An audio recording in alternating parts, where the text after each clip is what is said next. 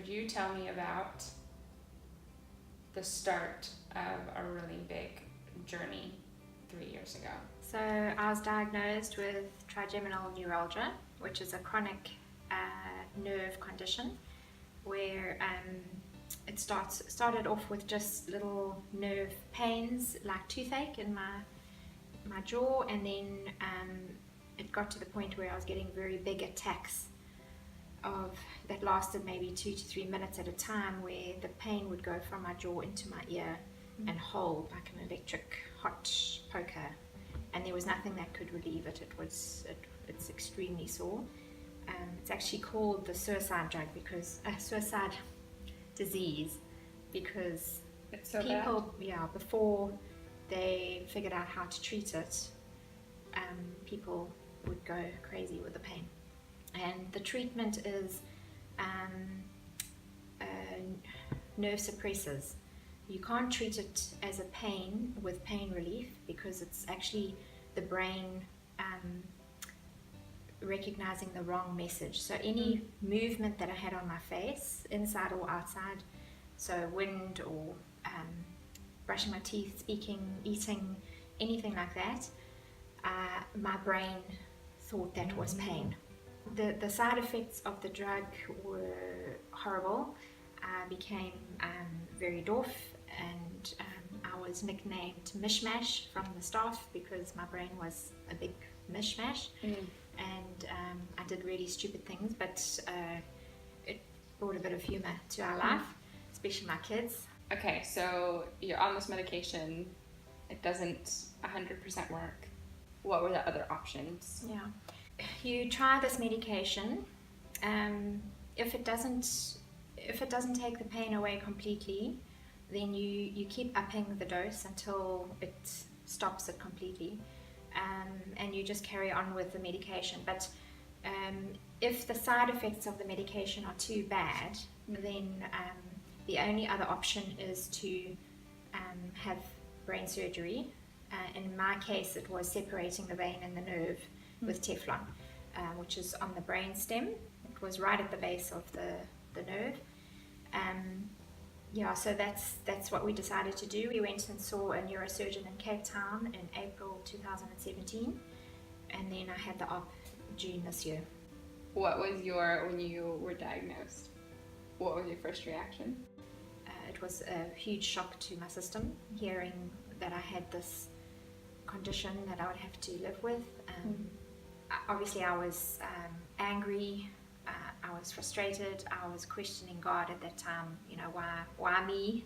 And the big thing that I remember thinking was, I don't have time for this, which is such a weird thing to think, but that really was one of my reactions. Like, I'm busy in ministry, I don't have time for this. There were so many factors around having the operation. So my biggest fear was obviously if something happened to me during the operation, because it's such a high risk operation that I could have gone blind, deaf, I could have been paralyzed, had a stroke, even death. So there was a lot of fear. And God's grace and timing, we went through Romans 8, and that was an amazing help to me, just getting my head around God's sovereignty and His love for me, and the fact that no matter what happens post the op, He's got it, and even if it's death, then it means I'm in heaven with Him, which took me a long time to get my head around. I remember lying on my bed with rats in an absolute heap, pre-Romans 8, saying, what happens if I die? And He said, but that's a no-brainer, you'll be in heaven. And I really didn't appreciate that right then, because I wasn't ready. And I said, what about my kids? What about you? And He said, we'll be fine. Oh dear. And which is totally not what you want to hear. That's totally not what. As much truth as in it. Yeah. So He continued to preach to me, had my own private sermon often on Romans 8, and eventually 2 weeks before my op, I remember doing the final Bible study, and it was just a really good summary of Romans 8. And you know this stuff. I've taught it before, but when you're faced with this kind of scenario, it really hits home, and I think that was the biggest lesson in my Christian walk that I've ever learned. And I still feel the same way. It's not like that was just for then. I've learned it, and I know it. I know. So in the future, God has decided to heal me now, but the Teflon might move or it might come back. I don't know.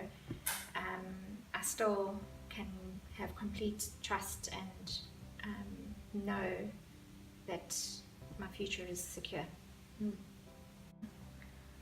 So now you've had this conviction from God, this comfort from God, from Romans 8, right before surgery, what was going through your mind, and then kind of a bit about the success of surgery. I felt so at peace. In fact, the whole journey down to Cape Town was so much fun. We did a road trip through the Karoo, and it was so stunning. And the whole time I just felt really at peace. And going into the op, same. I just felt so fine with it all, which is amazing, because 2 weeks before I wasn't, which is incredible. And then straight after the op, I recovered so well. Even the doctor was amazed at how well I recovered, and I think that was a true testimony to prayer. There were so many people praying, and it was really a miracle. There was no complications. I was out of hospital within 6 days.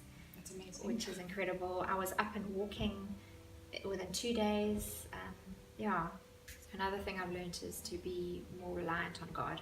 I'm quite a self-reliant person, and I like to get a lot done. And so in my illness, I really leant on God a lot, and I've learned to give it to Him, give stuff back to Him. Whereas I often just think I can do it on my own. Muscle through it. Yeah, and I think that's been a big learning curve for me as well.